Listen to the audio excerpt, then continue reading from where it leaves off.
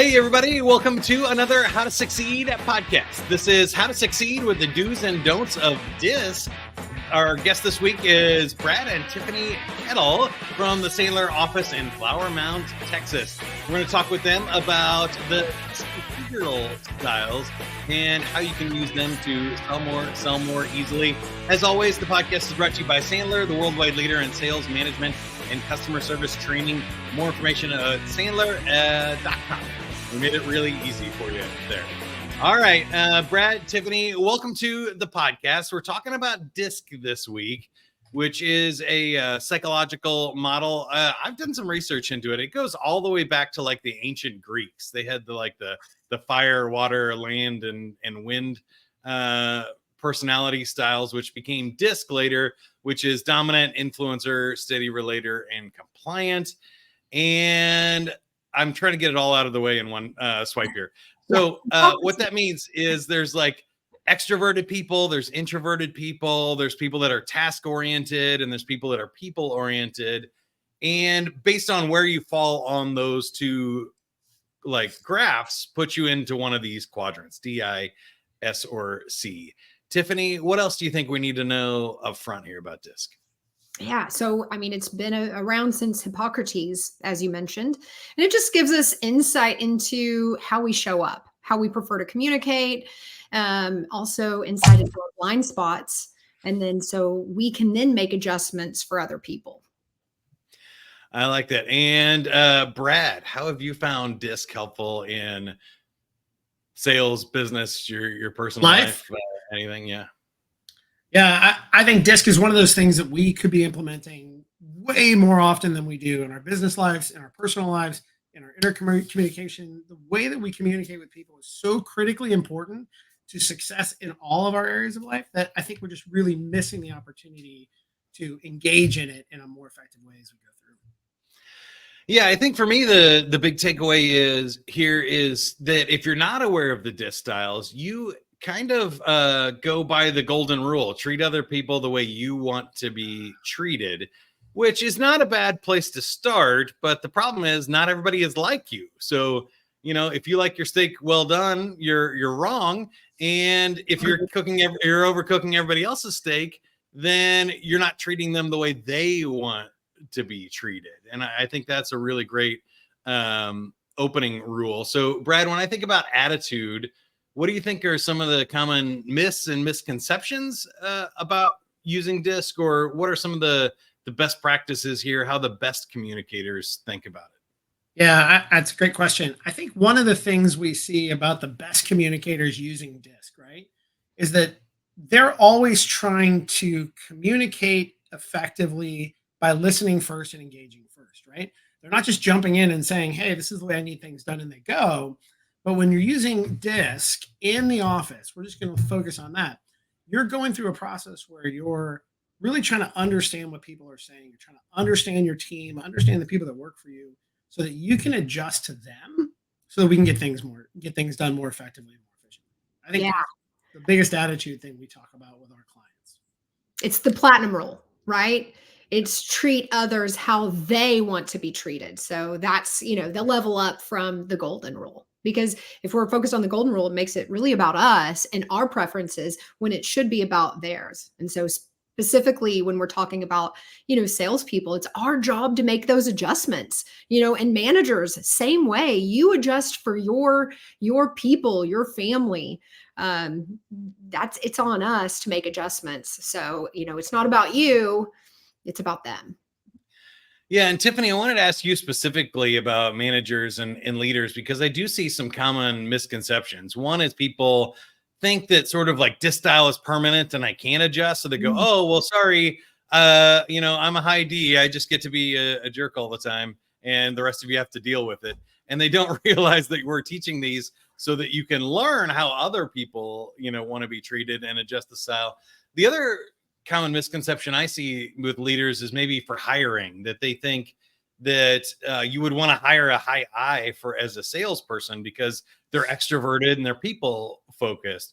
But the problem is high I's don't listen, and the job is listening, not talking in sales. And sometimes those disc styles don't really translate into sort of competency in any given area or aptitude for any certain role. Can you talk about that a little bit?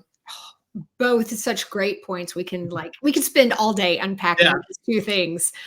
So first of all, your first comment on, using disc or your disc style as, oh, well, I don't have to adjust because I'm that way. There's a book by Ben Hardy, Personality Isn't Permanent. And that is a total misconception that, it's on us and we can choose who we want to become. So just because it's your natural style doesn't mean that you can't flex. We have a little bit of all of the styles within us, and certainly within our reach. We just have to, think about the mental calorie expenditure. Sometimes it just takes us more mental calories to make adjustments to be more C, right? If you're a high DI, right, to be super analytical and to go through all the details, you can certainly do it. It just is going to require more energy from you. Yeah, I like that temporary for sure. Mm-hmm. And then what about hiring? Any thoughts? I think one of the interesting parts, one of the things about hiring that's interesting is you shouldn't exactly hire for a certain type of person. Everybody can be trained to be a salesperson, and you need multiple types of people on your teams in order to be super successful, because not all of your clients are always going to be one type of decision maker as well. So if you're hiring just for eyes, right, you're going to have a whole bunch of people that are great at talking, but you're never going to have anybody to help them layer out. So when they do have to talk to Sorry. Ouch. When they do have to talk to, that C or that D, that they don't have any practice. There's nobody, when they're practicing in their office and they're working on it, they're not able to look at somebody on their team and say, hey, just be your normal person so I can practice a sales skill on you and see how it works. Yeah. Just hiring for one can be really dangerous. It's particularly, we see that when we're training people too, and they've just hired all like C's. It becomes a real mess because they just don't have a way to easily flow into, well, I have an iBuyer, what do I do? Yeah. And there's no style that's better or worse than the others. They all just, have different strengths. And we need all of those strengths on a, high performing team. Mm-hmm. So, the misnomer of eyes are great at selling, that is not true, because again, they're often so focused on talking and being the center of attention, they lose sight of what's important, which is really about our clients. I find, S's and C's can be great salespeople, as long as they can, get out of their own way, right? Sometimes if they're so focused on like, oh, I am hesitant to ask a tough question. But once they can get over those things, like we all have our own head trash, but salespeople aren't born, just like doctors aren't born. Like we are here to make adjustments and work on ourselves. And so DISC just gives us that science, behind building relationships and communication preferences. So, that's why I love DISC so much. And, salespeople have been successful in all styles. Yeah. So it's all about, those learned behaviors, eyes, are you listening, right? 2 ears, 1 mouth. Are you using them in that proportion? Yeah, I love that. I think I heard a few things there, which is great and takes us to our behavior discussion. One is we're all of the styles. So, if you're a parent and your kid is running into the street, and there's a car coming, you don't put on your S hat and be like, honey, it would be really great if you came back this way at the moment. Like that's a time where we need to just like interrupt the process, be dominant, take control of the situation and move along. And I think other times too, like we all have to file our taxes or do something right and correct, and we can focus and do that. You mentioned that, Tiffany, for a while. It just takes a little bit of energy. It's sort of, like being on battery power instead of being plugged in, right? Mm-hmm. When we're doing these other styles, and each situation calls for different things. So that also has to go with the team. I think, Brad, you mentioned that leaders like to hire people like themselves because they think, oh, that's the way it's best to do it because I'm successful. And so I need more people like me. And they try to create mini me's. But then when you end up with all of one style on a team, you get into trouble because then you have a lot of weaknesses that are not filled. So when you're building out a team, it's really important to get sort of all 4 of the DISC styles together. Tiffany, I thought I'd give you first crack at behavior here and ask you about doing the right thing at the right time, because I think this is a struggle for leaders and for salespeople when they're in different styles, because S's tend to move slower, D's tend to move too fast. And, I guess you could say S's and C's are slower and D's and I's are probably faster. But tell us about that and how we can actually adjust maybe our tempo and pacing and our decision making process to match our team or our clients. Yeah. No, and you're so right. So one of my favorite bosses, he was a high C, and initially, it was a challenge because I think fast, and I'm rolling through all of the things we've got to talk about, and so we would hop on our whims, our weekly individual meetings. And I would throw, hey, let's talk about this. And I've got a question about this and that. And I would roll through it so fast, he would be overwhelmed. And so what I learned is that if I just took the time to write out, all the questions I wanted answered, the topics we were going to discuss, and send that to him in advance, then we would have a really productive whim. So it was all about me making adjustments for him, so then he could support me better, and then I could support him better, rather than steamrolling him with, my flow of consciousness. So that's what, making those adjustments are so critical, and doing the same thing for our teammates. So understanding, hey, just, you can't throw something at an S or a C on the spot. You've got to give them some time to think about it and ruminate over it, and then they can make, they're more apt to make a decision once they've had a chance to process it, because we're processing those things differently. Brad, I wanted to give you a shot at this one. Two things, not to give you trouble, but we're both EISs.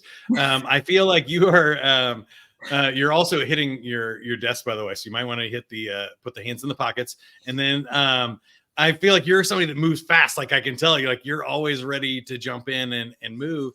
And I'm wondering how that affects you as you go to work with these other styles. And when people are slower than you, and the opposite of, for us as high I's, are the C's, where they really want to make sure everything is right and perfect. How do we do that? So I think that's where DISC and Sandler start to come together so well, right? Is understanding a process, understanding what you have to do to get from A to B to B to C to C to D in every conversation, and then laying DISC on top of that, knowing that if I have to go through these things, right, we have to go through and make sure that we check off these areas of the process, whether it's an account management process, a sales process, a leadership process, and then putting that layer of DISC on top of that process. So you understand, why do I feel like this is taking forever? Oh my gosh, I needed this to close yesterday, da, da, da, da. And then you start to say, wait a minute, I'm running the process, they're running a process, but they're high C, right? Of course, my process has to adjust, or I'm going to get frustrated and concerned and worried and freak out. Knowing that we lay those things on top of each other in order to get from A to B makes things so much less stressful when you're managing people or having a conversation with people around you. Understanding that and putting those together is pretty critical. Nice. All right, let's jump to technique, because I feel like this is where we're going to get a lot of do's and don'ts, and maybe we can take one individually. So, Brad, I'll let you pick the first style here. And can you give us some techniques or do's and don'ts for that style? Let me tell a story about, I'm just going to use I because I'm an I, right? And I tell stories. So one of the biggest techniques about being an I is understanding when you're in a room with other people. So I have this great story of Tiffany and our CFO and I in a conversation. Both of them are high D's. What's my role in that discussion? Nothing. As a high I desperately want to jump in and tell a story and lighten the mood and be social and have things go.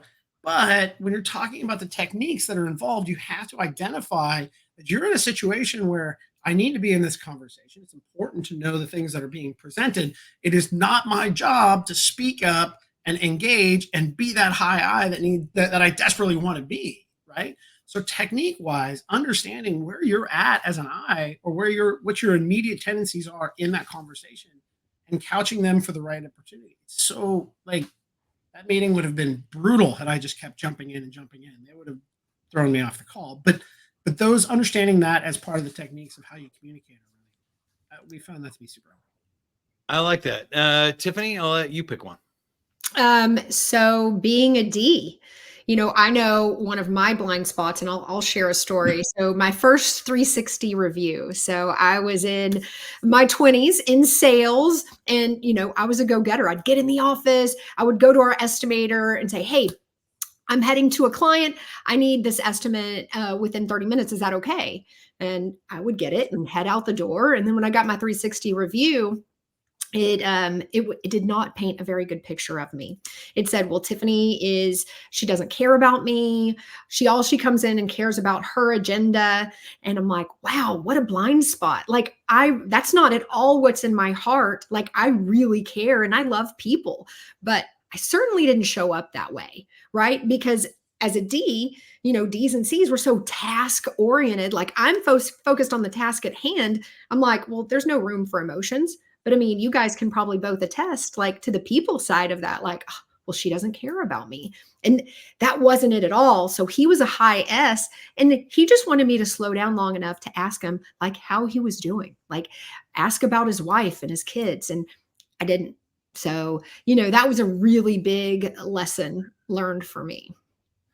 Yeah, I think for me, the S is the interesting one because S's are the hardest to read. Their kind of default emotion is no emotion, and they'll be quiet in a meeting. And if you don't draw them out as a leader or as the salesperson, talking to a committee or a buyer, you have to really ask questions and really give them room. But we mentioned it earlier. Most importantly, lead time. I worked with my sister and dad in my Sandler franchise days with them in Kansas City, and my sister is a high S, my dad's a high D, and I ended up in the other two buckets, when we worked together.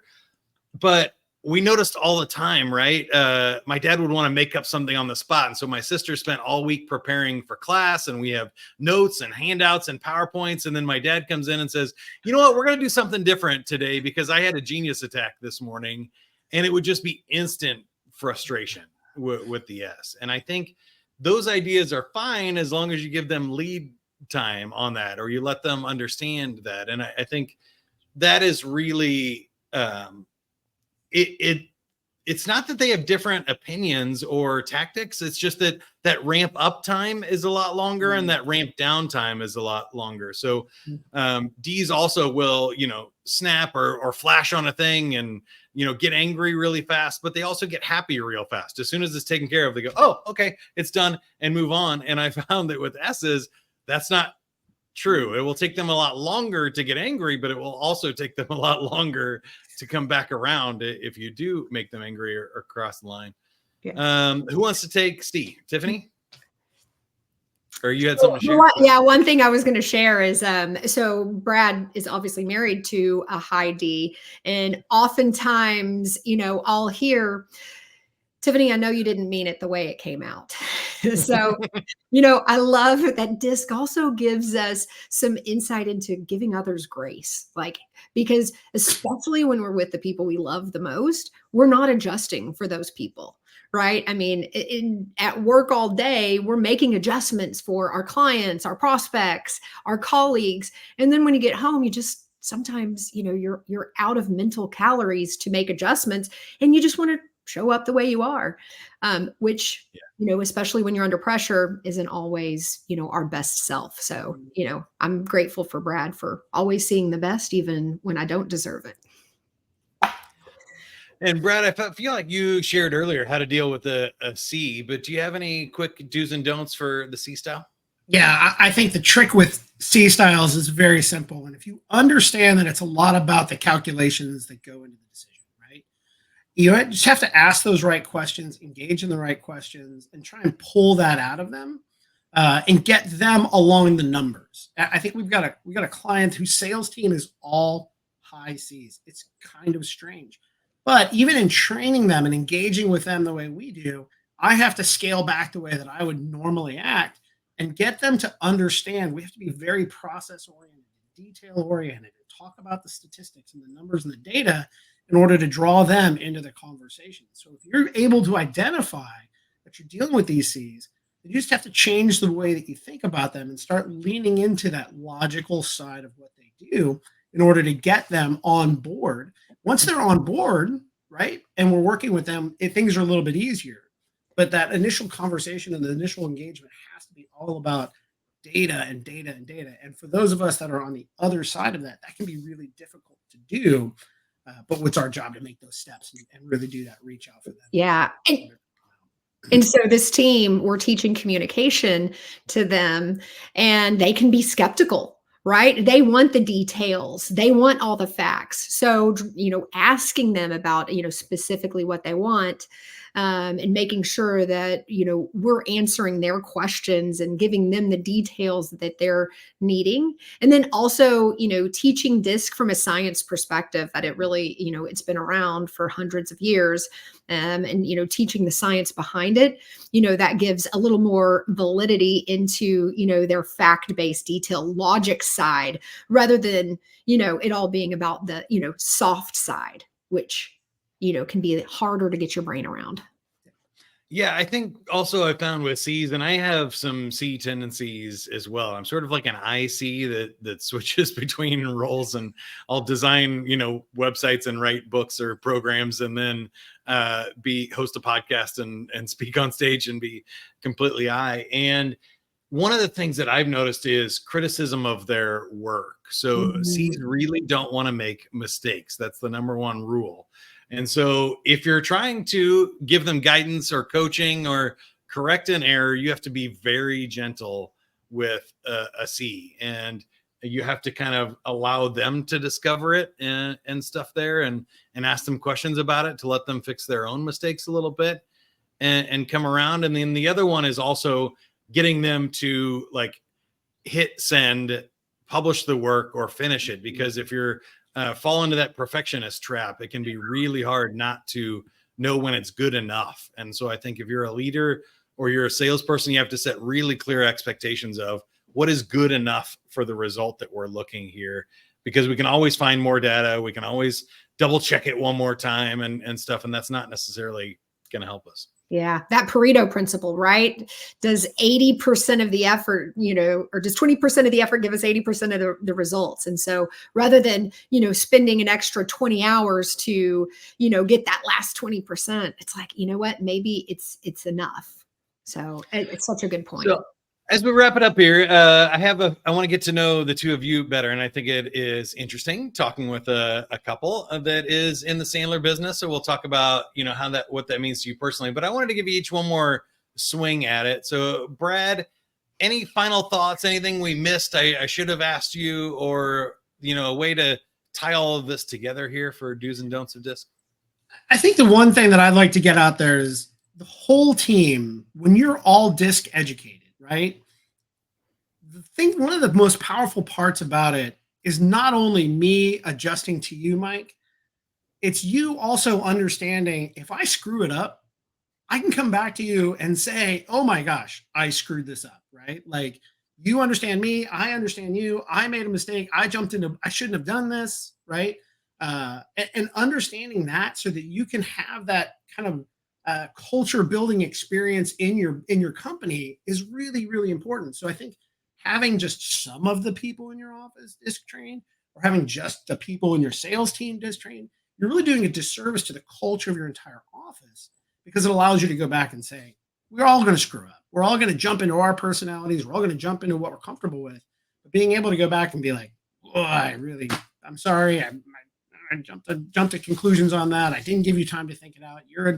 Having that type of conversation down the road is really, really great for company culture. It's really great for growth of the team, and really great for the company as well. Yeah, I think having the common language to even describe it, I found even in personal relationships, you just go, oh, wait, this is a DISC thing here. Yeah. We're not actually disagreeing. It's more of a how we're going on about it. Tiffany, final thoughts from you?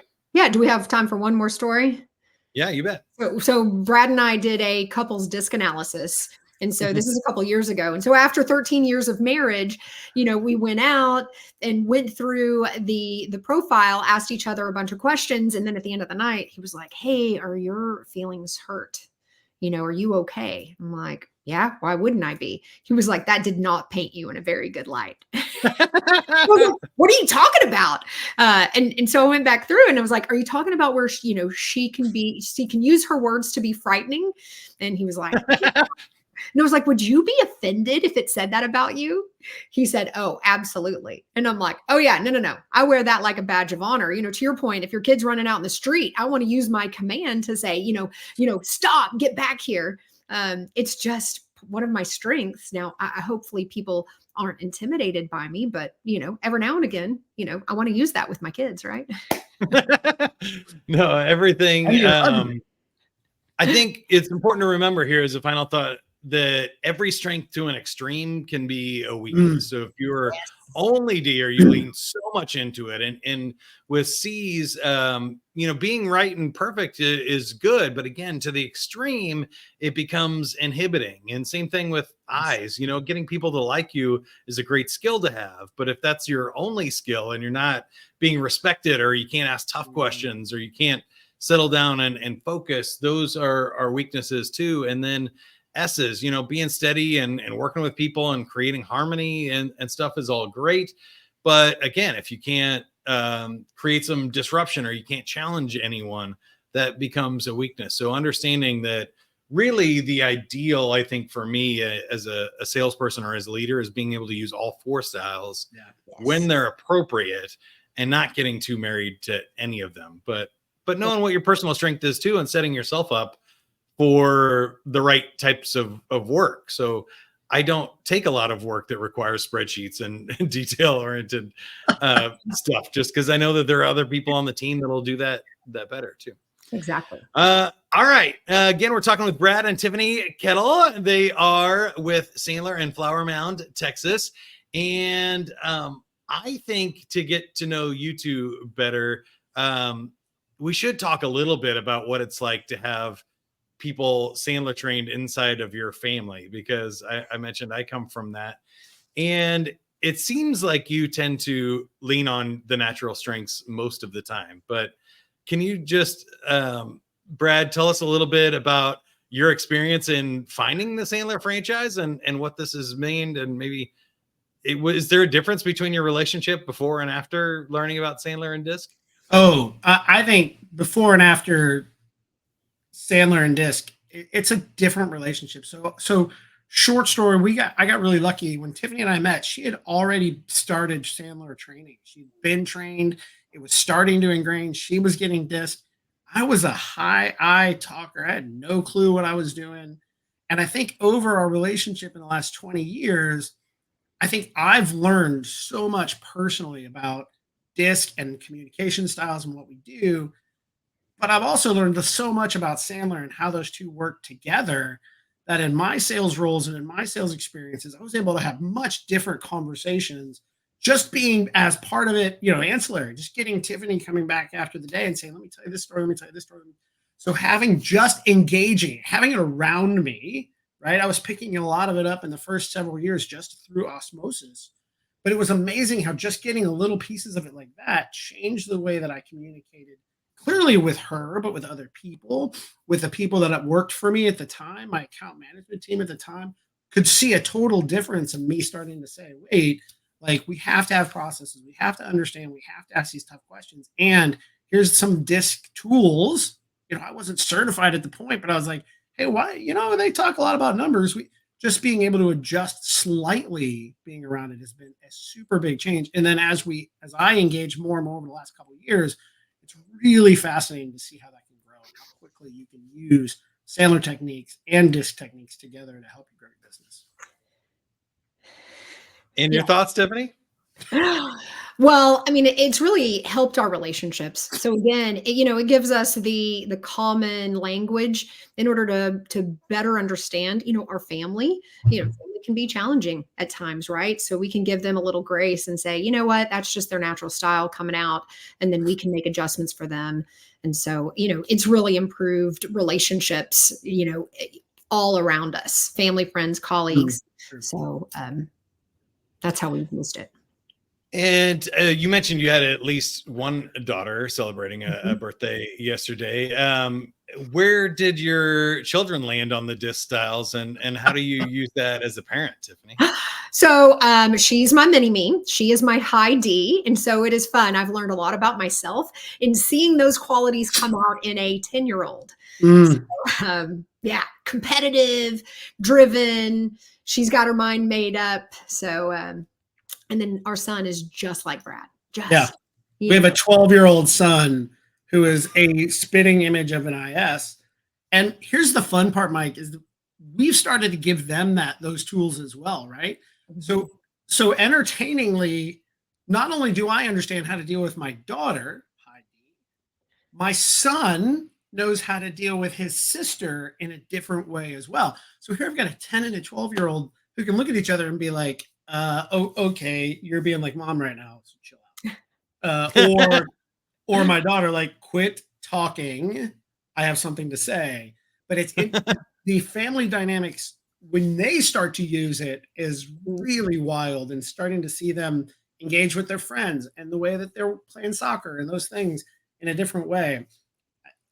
Yeah, you can teach kids disc, and it's an amazing tool set for them to have that so many people just don't have. Yeah, it helps them avoid arguments and give other people the benefit of the doubt. I'm like, hey, you know what? This is what's going on with them. And they're like, that makes sense. So I have two questions then for that. One is, Brad, do you think it is something that's inherent to them? Do you feel like they were born that way, or are they adapted? Nature versus nurture. What's your take? I have to think that it's nature, because I don't think we raised our daughter differently than we raised our son. So I think there's just some inherent natural things that they, I mean, maybe they picked him up, but I would go nature over nurture. What do you think, Tiffany? Yeah, I mean, that is their definite. I mean, from the get-go, she was breech and wouldn't turn from day zero. So, I mean, she's always been like, had her mind made up of how things are going to be from an infant. So I would say nature, and then we've helped them adjust from a nurture standpoint. And then who does the high C work in your family? Who's detailed and organizing? And that's what we outsource. There you go. All right. We need a wife. All right. Last question is, do you have a favorite Sandler rule, motto, or quote that you try to live by? Tiffany, you get first crack. Yeah. So as salespeople, as managers, as parents, we get paid to work in adverse conditions, right? Well, as a parent, you don't necessarily get paid for that, but it's still your role to work in adverse conditions. It's our job to adjust. And Brett? I'm going all the way back to rule number 1. You have to learn to fail to win. And we see that in business. We see that in relationships. We see that in our parenting. If you think you're going to go through it and hit home runs every time, it's not the way the world works. And so you have to learn how to have that fail. You have to learn how to brush yourself off, learn from that fail, fall forward, and keep going. I love it. Again, thanks for being on the show, Tiffany and Brad Koettels in Texas. If you're looking for more information on Sandler, go to sandler.com. You can find a local training center near you, or reach out to our enterprise team. If you have multi-location international business or hundreds of salespeople, we do that too. And don't forget, as always, like, subscribe, send this episode to somebody that you think needs to hear it. Hopefully it will be helpful for them and you. And until next time, whatever you are, be a good one. That's what I would say. The How to Succeed podcast is brought to you by Sandler, the worldwide leader in sales, management, and customer service training. See you next time.